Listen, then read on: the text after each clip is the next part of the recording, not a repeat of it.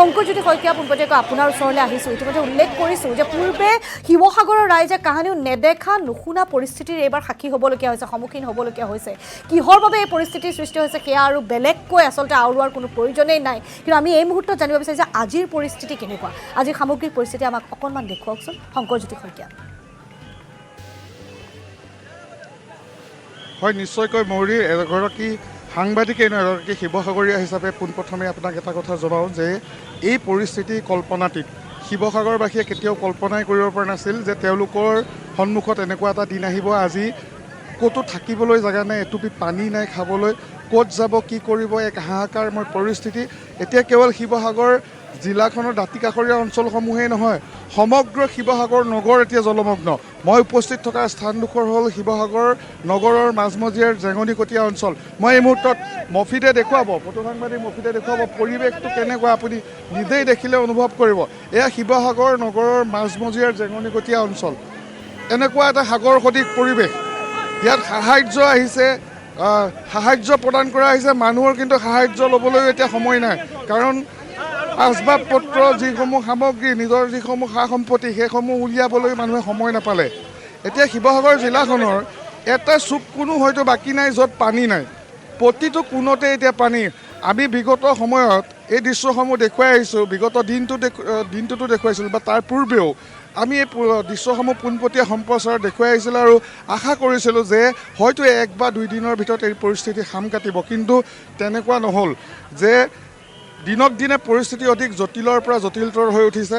এতিয়া বিগত দিনটোত আমি যি পোনপটীয়া সম্প্ৰচাৰ দেখুৱাইছিলোঁ যে শিৱসাগৰ নগৰৰ মূল ব্যৱসায়িক কেন্দ্ৰস্থল ষ্টেচন চাৰিআলি যি BG ৰোডেদি যেতিয়া পানী বাগৰা আৰম্ভ হৈছিল, সেই সময়তে আমি আশংকা ব্যক্ত কৰিছিলোঁ যে শিৱসাগৰ নগৰ বিয়লিলৈকে জলমগ্ন হোৱাৰ সম্ভাৱনা আছে। আৰু অৱশেষত সেই আশা নকৰা ঘটনাটোৱে সংঘটিত হ'ল। সমগ্ৰ শিৱসাগৰ নগৰ আজি পুৱালৈকে জলমগ্ন হৈ পৰিলে। এখন ঠাইও নাই য'ত এতিয়া পানী নাই। যান বাহন সকলো বিকল, মানুহৰ সা সম্পত্তিৰ ভিতৰত থাকি গ'ল। ওখ ঘৰ থকা যিসকল লোক তেওঁলোকে ওপৰত আছে, নিৰাপদে আছে, কিন্তু যি আচবাব পত্ৰ আছিল সেইসমূহ উলিয়াবলৈ সময় নাপালে। অন্যহাতেদি সম্পূৰ্ণ ব্যৱসায়িক প্ৰতিষ্ঠান বন্ধ। এতিয়া আপুনি এখন দোকানলৈ যদি এবটল পানী বিচাৰিও যায়, সেই পানী বটলো আপুনি কিন্তু পাবলৈ সক্ষম নহয়, কাৰণ যাতায়াত যোগাযোগ ব্যৱস্থা সম্পূৰ্ণৰূপে ব্যাহত। কোনো ধৰণৰ সামগ্ৰী এই জিলাখনলৈ এতিয়া আনিব পৰা অৱস্থাত নাই। কিছু সময় পূৰ্বে আমি শিৱসাগৰৰ চৰাইদেউ জিলাৰ অভিভাৱক মন্ত্ৰী আমি বিমল বৰাক লগ পাইছিলোঁ। তেখেতে আমাক জনালে পৰ্যাপ্ত যি সাহাৰ্য সামগ্ৰী ইতিমধ্যে আনি থকা হৈছে। ৰেলৱেৰ যোগে, ট্ৰেক যোগে তেওঁলোকে সেয়া সাহাৰ্য প্ৰদান কৰিবলৈ চেষ্টা কৰিব। কিন্তু যিবোৰ অঞ্চল, ভিতৰুৱা অঞ্চল বা যিবোৰ সৰু সৰু গলি আছে, সেইসমূহত কিন্তু যি SDRFৰ যি ৰাবাৰ বোট, সেই ৰাবাৰ বোটসমূহ সম্ভৱ হৈ উঠা নাই। অধিকাংশ স্থানত, কিছু অঞ্চলত পানী গভীৰ, কিছু অংশত পানী পাতলীয়া। যি স্থানত পাতলীয়া পানী তাত ৰাবাৰ বোটসমূহ ফুটি গৈছে। গতিকে ৰাবাৰ বোট আনি থকা হৈছে, উদ্ধাৰ অভিযান চলাই থকা হৈছে। তাৰ মাজতো কিন্তু এই সমস্যাসমূহ এতিয়া প্ৰশাসন সন্মুখীন হ'বলগীয়া হৈছে। গতিকে কেৱল শিৱসাগৰ দাঁতিকাষৰীয়া অঞ্চলসমূহেই নহয়, জয়সাগৰৰ কথা নকওঁৱেই। জয়সাগৰৰ যি দাঁতিকাষৰীয়া অঞ্চলসমূহ আমি দেখুৱাইছিলোঁ, একোৱেই বাকী নাই। শিৱসাগৰ অসামৰিক চিকিৎসালয় পানীৰ তলত, ঐতিহ্যমণ্ডিত অসমৰ গৌৰৱ তলাতল ঘৰ এতিয়া বানৰ কবলত পৰাৰ উপক্ৰম ঘটিছে। তলাতল ঘৰৰ পথ সম্পূৰ্ণ ডুব গ'ল, সেয়াও আমি উল্লেখ কৰিছিলোঁ। এতিয়া আমি এই পৰিৱেশটো, মানুহৰ কি অৱস্থা হৈছে, এইদৰে প্ৰবল সোঁতৰ মাজেৰে মানুহে যাতায়াত অব্যাহত ৰাখিবলগীয়া হৈছে। কাৰণ আহাৰৰ প্ৰয়োজন, আহাৰ নহ'লে তেওঁলোক কিদৰে জীয়াই থাকিব। যেনে তেনে আহাৰ সংগ্ৰহ কৰিছে। স্থানীয় লোক আছে, তেওঁলোকে এই জিলা প্ৰশাসনৰ সৈতে সহযোগিতা আগবঢ়াইছে। এই যান বাহনসমূহ যে চলাচল কৰি আছে, কোন ঠাইত গাঁত আছে, ক'ত নলা আছে, হয়তো কোনোৱে নাজানে। ইয়াত কিন্তু স্থানীয় লোকে এই সময়ত, এই দুৰ্যোগৰ সময়ত সহায় আগবঢ়াইছে, যাতে সুন্দৰকৈ তেওঁলোক স্থানীয় লোকসকলৰ পৰা আমি মন্তব্য ল'ম। নিশ্চয় নিশ্চয় শংকৰজ্যোতি শইকীয়া, আমি আপোনাৰ পৰা কেইবাটাও বিষয় জানিব বিচাৰিছোঁ এই মুহূৰ্তত। নিশ্চয় শংকৰজ্যোতি শইকীয়া, আমি জানিব বিচাৰিছোঁ যে বাৰিষাৰ সময়ছোৱাত যিসমূহ স্থানত বান পৰিস্থিতিৰ সৃষ্টি হয়, যেনে বানে ধোৱা ধেমাজিয়ে হওক বা বিভিন্ন স্থানত আচলতে প্ৰাককালীন কিছু ব্যৱস্থা ল'বলৈ বানপীড়িতে তেওঁলোকে সুযোগ পায়। কিন্তু শিৱসাগৰৰ এই বান পৰিস্থিতি একেবাৰে আচলতে অনাকাংক্ষিত, কোনোদিনে কোনো কাৰণত কোনেও কল্পনাই কৰা নাছিল। গতিকে এতিয়া কি কৰিছে প্ৰশাসনে বা কেনেধৰণৰ ব্যৱস্থা গ্ৰহণ কৰিছে? কিছু ৰ'দ দিছে যদিও পানী শুকোৱাৰ নাম লোৱা নাই, ক'ৰবাত যদি পানীও শুকাইছে পলসে সম্পূৰ্ণ বিধ্বস্ত কৰি পেলাইছে ঘৰখন। গতিকে এতিয়া প্ৰখৰ ৰ'দে পানী শুকোৱালৈ বাট চাইছে নে আন কিবা ব্যৱস্থাৱলী প্ৰশাসনে গ্ৰহণ কৰিছে? যিহেতু খাদ্য নাই, পানী নাই, কাৰেণ্ট নাই, একোৱেই নাই, চাৰ্জ নাই, একোৱেই নাই। গতিকে কি ব্যৱস্থাৱলী গ্ৰহণ কৰিছে প্ৰশাসনে আমি জানিব বিচাৰিছোঁ আপোনাৰ জৰিয়তে। শংকৰজ্যোতি শইকীয়া। হয় ময়ূৰী, চাওক, আমি পূৰ্বতেও এই বিষয়ে উল্লেখ কৰিছিলোঁ যে শিৱসাগৰ নগৰৰ এতিয়া যি স্থানসমূহত পানী সোমাইছে, এই স্থানসমূহত পূৰ্বতে কেতিয়াও পানী সোমোৱা নাই আৰু ইয়াৰ মানুহে কল্পনাও কৰা নাই যে এনেকুৱা ধৰণৰ পৰিস্থিতি কেতিয়াবা আহিব পাৰে। হঠাৎ অহা এই পৰিস্থিতি আপোনাক জনালে আচৰিত হ'ব যে এটা ঘণ্টাৰ ভিতৰত পানী কিন্তু ঘৰৰ মুধচ পাইছিল। জয়সাগৰ অঞ্চলত এটা ঘণ্টাৰ ভিতৰত পকীঘৰৰ ছাদ পৰ্যন্ত পানী পাইছিল। গতিকে মানুহে নিজৰ আচবাব উলিয়াবলৈ সময় নাপালে, য'ত প্ৰশাসনে কোনো ধৰণৰ সিদ্ধান্ত ল'বলৈ সুবিধাই নাপালে।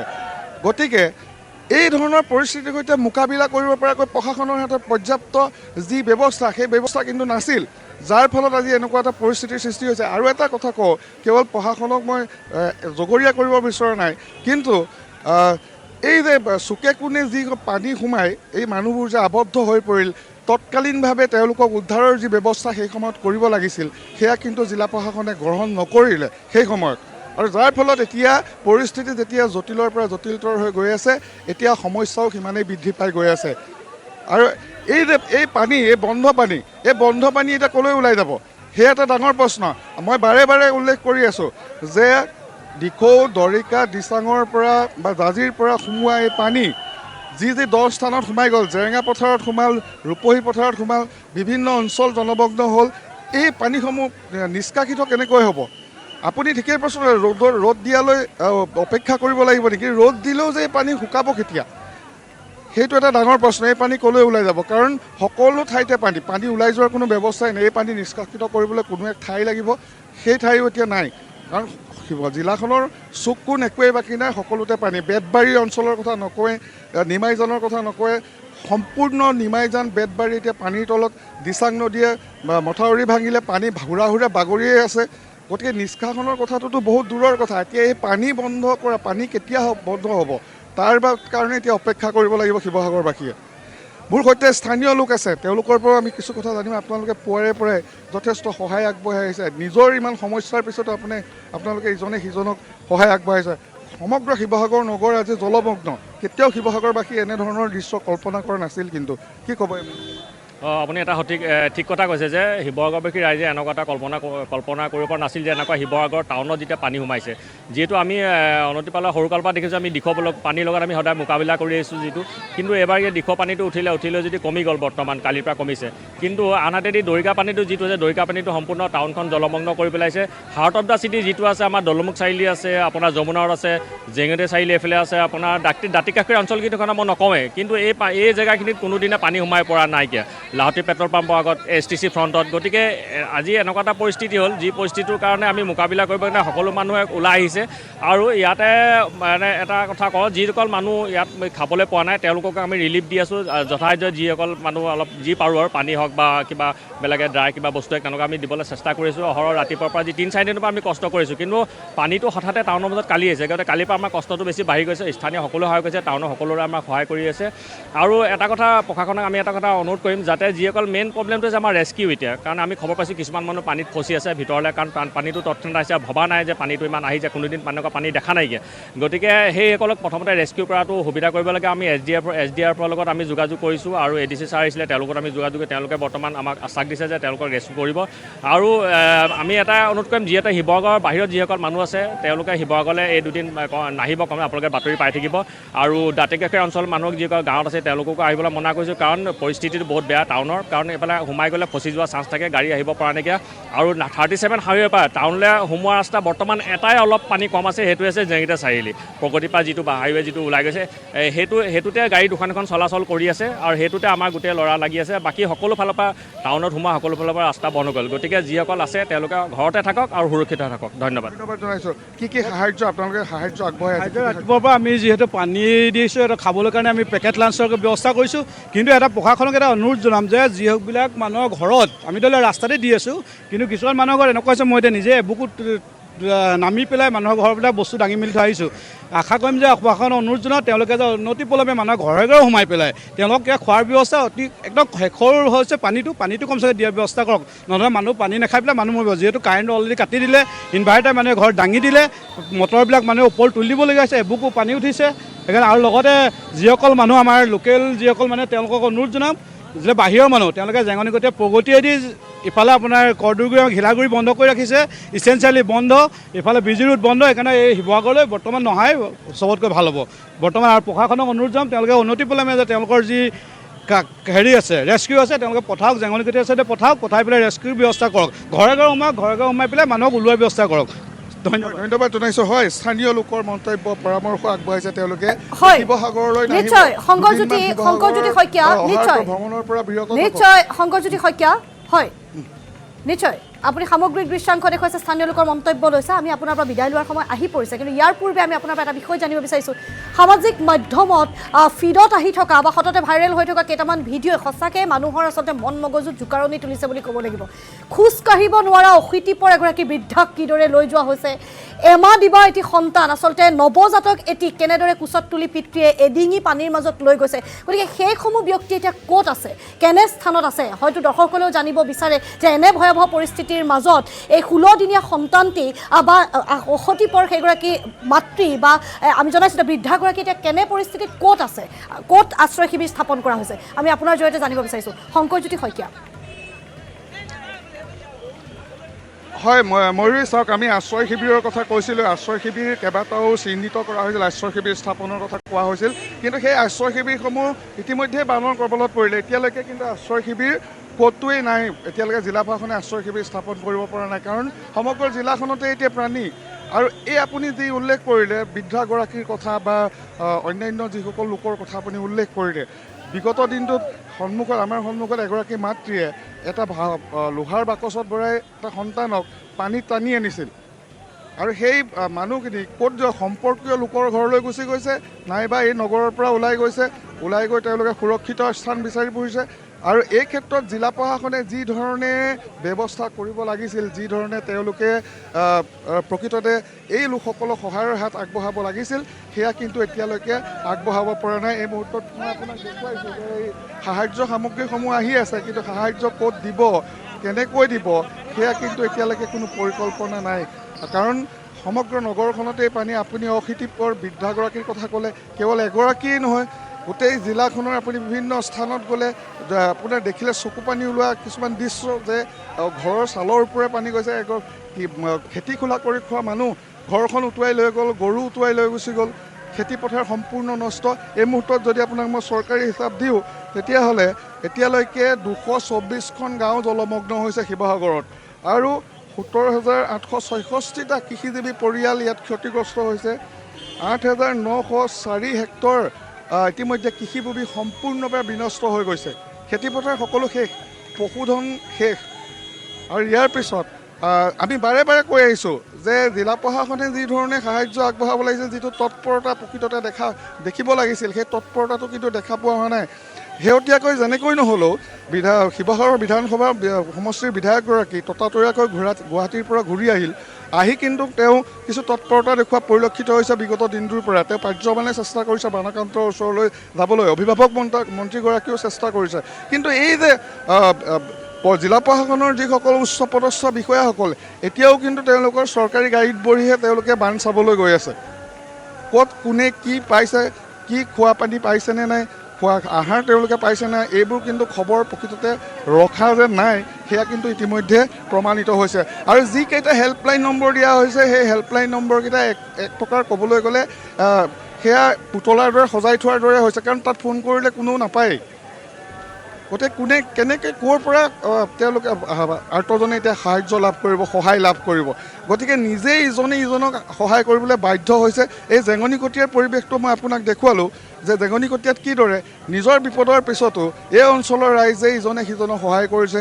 কোনোবাই কাৰোবাক পাৰিছে যদি এটা বিস্কুটৰ পেকেট আগবঢ়াইছে, এটা পানীৰ বটল আগবঢ়াইছে। চৰকাৰী যি সাহায্য সেয়া আহি পোৱালৈ তেওঁলোকে বাট চাই থকা নাই, কাৰণ চৰকাৰী সাহায্যৰ যি ৰেহ ৰূপ সেয়া বিগত 2টা দিনত সকলোৱে দেখিলেই নিশ্চয় উদ্ধাৰ অভিযানটো কৰিবই পৰা নাই। আহাৰ বা বিস্কুটৰ পেকেট দিবলৈও এতিয়ালৈকে হয় নিশ্চয়। শংকৰ, বিদায় লোৱাৰ পূৰ্বে শেষৰটো প্ৰশ্ন, শিৱসাগৰৰ বিধায়ক অখিল গগৈ সদনত তেওঁৰ যিসমূহ কাৰুকাৰ্য, যিসমূহ প্ৰশ্ন, যেনেধৰণৰ আচলতে প্ৰশ্নোত্তৰ শিতানত তেওঁৰ যি আচলতে সেই সময়ছোৱাত তেওঁৰ যিসমূহ কাৰুকাৰ্য সেয়া আমি সকলোৱে দেখি আহিছোঁ, কিন্তু নিজৰ সমষ্টিৰ জিলাখনত এনে বান বিধ্বস্ত পৰিস্থিতি, অখিল গগৈৰ কেনেধৰণৰ প্ৰতিক্ৰিয়া, সেই স্থানত উপস্থিত হৈছেগৈ নে নাই, তেওঁ সাহায্য সামগ্ৰীৰ কিবা খা খবৰ লৈছেনে নাই, তেওঁ নিজৰ দায়িত্বৰ সময়ত তেওঁ কেনেধৰণৰ ভূমিকা পালন কৰিছে, জানিব বিচাৰিছোঁ আপোনাৰ জৰিয়তে। শংকৰজ্যোতি শইকীয়া।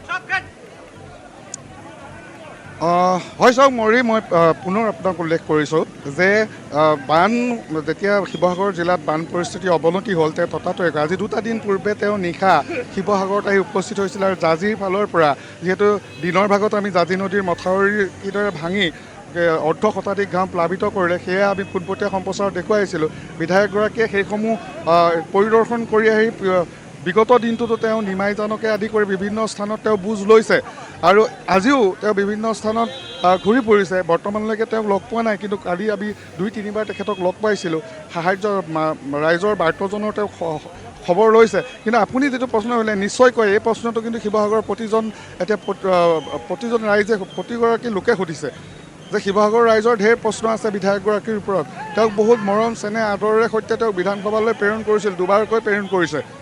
এই এক শাসকীয় দল বিজেপিৰ ঢৌ থকাৰ পিছতো অখিল গগৈৰ প্ৰতি মৰম বুলি ক'ব লাগিব শিৱসাগৰবাসী ৰাইজৰ। বহু আশা কৰিছিল তেওঁলোকে যে এই মানুহজনৰ মাজত কিবা বেলেগ এটা সত্তা আছে, শিৱসাগৰৰ কাৰণে কিবা কৰিব। কিন্তু আটাইতকৈ ডাঙৰ কথা, সদনত এই বিষয়বোৰ দেখোন উত্থাপনেই নকৰে। গতিকে সেই বিষয়বোৰ কিন্তু ৰাইজৰ মাজত আহিছে। এতিয়া ৰাইজে কিন্তু প্ৰশ্ন সুধিছে সেইবোৰ। এতিয়া বিধায়কগৰাকীয়ে এই পৰিস্থিতিৰ পিছত হয়তো এনেবোৰ প্ৰশ্নৰ সন্মুখীন হ'ব, কাৰণ এগৰাকী বিধায়ক হিচাপে জিলাখনত বা নিজৰ সমষ্টিটোত কি জিলা প্ৰশাসনে এই দুৰ্যোগৰ সময়ত কেনেকুৱা ধৰণৰ ব্যৱস্থা গ্ৰহণ কৰিব লাগে, কি সামগ্ৰী আছে নাই, এই বিষয়সমূহ খবৰ ল'ব লাগিছিল। এইবোৰ কিন্তু সময়ত নকৰাৰ ফলত গতিকে নিশ্চয়কৈ তেওঁলৈও কিন্তু কিছু পৰিমাণে দুখ যাব। তেওঁকো এই ক্ষেত্ৰত কিছু মানুহে আঙুলি টোৱাব, কাৰণ বিধায়কগৰাকীও দায়িত্ব থাকে যে জিলা প্ৰশাসনখনে কি কৰিছে। কাৰণ ইয়াত চলি থকা প্ৰকল্পসমূহ তেওঁ অনা বুলি দাবী কৰে, কিন্তু সেই এটা প্ৰকল্পও এতিয়ালৈকে সম্পূৰ্ণ হোৱা নাই।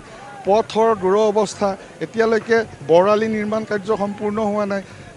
এতিয়া মই বিজি ৰোডৰ কথা যদি আপোনাক উল্লেখ কৰোঁ, বিজি ৰোডত যি হাৰত পানী হ'ল, সেইফালেদি যাতায়াত কৰিলে কোন নলাত সোমাব কোনো ঠিক নাই।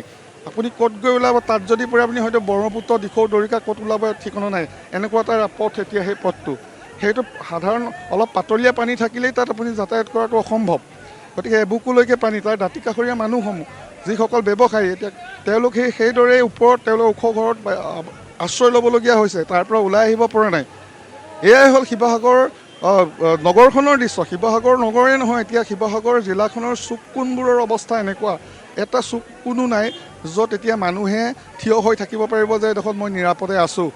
কেৱল মাত্ৰ ৩৭ নং ৰাষ্ট্ৰীয় ঘাইপথটো কিছু অংশলৈকে মানে, আনহাতে গৌৰীসাগৰতো ইতিমধ্যে মিতংনদীৰ পানী বাঢ়ি গৌৰীসাগৰত যি 4-লেনযুক্ত পথ বনাই আছিল, সেই 4-লেনযুক্ত পথৰ দুয়োকাষে ইতিমধ্যে পানী হৈ পৰিছে, আৰু জলমগ্ন এই পথটোৱেদিয়ে যাতায়াত অব্যাহত আছে। গতিকে যাতায়াত যোগাযোগ ব্যাহত হ'লেই যে এই খাদ্য সামগ্ৰীৰ নাটনি হ'ব, অন্যান্য নাটনিসমূহ হ'ব। আৰু এটা মই আপোনাক ডাঙৰ কথা কওঁ যে স্বাস্থ্য সেৱাৰ কথা বা স্বাস্থ্যৰ বিষয়টোৰ কথা কওঁ যে স্বাস্থ্য বিভাগটোৱে যি ধৰণে এই অঞ্চলসমূহত সেৱা আগবঢ়াব লাগিছিল, কণ শিশুৰ যিকোনো মুহূৰ্ততে ৰোগ হ'ব পাৰে। আপুনি কৈছে যে বৃদ্ধা, কিছু সময় পূৰ্বে আপুনি উল্লেখ কৰিছিল যে এগৰাকী বৃদ্ধা লৈ অহা হৈছে, কণমানি শিশু এটা কোলাত লৈ মাক বানৰ মাজেৰে আহিছে। গতিকে সেই দৃশ্যবোৰ এতিয়া শিৱসাগৰৰ অলিয়ে গলিয়ে প্ৰতি ঠাইতে আপুনি দেখিব। কিন্তু এই লোকসকলক তেওঁলোকৰ যদি কেনেবাকৈ ৰোগত আক্ৰান্ত হয়, দৰৱ এটি পাবলৈও এতিয়া উপায় নাই, কাৰণ ইয়াত সকলো ব্যৱসায়িক প্ৰতিষ্ঠান বন্ধ। আনকি শিৱসাগৰৰ অসামৰিক চিকিৎসালয়খনো পানীৰ তলত ডুব গ'ল। গতিকে হাহাকাৰ এই পৰিস্থিতিৰ মাজত কেনেদৰে এই লোকসকলক সহায় আগবঢ়াব, এই বিষয়বোৰ পূৰ্বতেই পৰিকল্পনা থাকিব লাগে। এক নিৰ্দিষ্ট পৰিকল্পনা থাকিলেহে এনেধৰণৰ দুৰ্যোগৰ সময়ত জিলা প্ৰশাসনে এই সহায় আগবঢ়াব পাৰে, কাৰণ পৰিকল্পনাবিহীন কাম কৰাৰ ফলাফল এয়া। আজি শিৱসাগৰবাসীয়ে এতিয়া মাত্ৰ আকাশলৈ চাইছে, ৰ'দ দিয়ক, পানী শুকাওক, পানী ওলাই যাওক, নহ'লে উপায় নাই। কাৰ ওপৰত ভৰসা কৰিব? শংকৰজ্যোতি গোটেই শইকীয়া পৰিৱেশটো তেনেকুৱা আমি আজি 3টা দিনে আমি দেখুৱাই আহিছোঁ এই নিশ্চয়। পৰিৱেশটো নিশ্চয় শংকৰজ্যোতি শইকীয়া অভাৱনীয় বান পৰিস্থিতি কোনো ভাষাৰে ব্যাখ্যা কৰিব নোৱাৰা আচলতে ব্যাখ্যাতীত আপুনি ইতিমধ্যে উল্লেখ কৰিছে বৰ্ণনাতীত এক বান পৰিস্থিতিৰ সৃষ্টি হৈছে আমি 4খন উইণ্ডত মাজৰ দৃশ্যপটত দেখুৱাই গৈছোঁ অশীতিপৰ বৃদ্ধাগৰাকীৰ পৰা আৰম্ভ কৰি এমাহ ডিমা সন্তানটোলৈকে সকলোৱে এডিঙি পানীৰ মাজত এতিয়া কক বকাবলগীয়া পৰিস্থিতিৰ সৃষ্টি হৈছে আমি জনাইছোঁ যে চকুৰে মনিব পৰালৈকে আপুনি মই দেখালৈকে কেৱল পানী পানী আৰু পানী পানীৰে একাকাৰ সকলো কিন্তু এটুপি বিশুদ্ধ খোৱা পানীৰ বাবে হাহাকাৰ বা এপেকেট ব্ৰেড এডাল মমবাতি লৈ নিশাটো পাৰ কৰিবলগীয়া হৈছে বন্যাৰ্থই ধন্যবাদ জনাই এই মুহূৰ্তত বিদায় লৈছোঁ শংকৰজ্যোতি শইকীয়া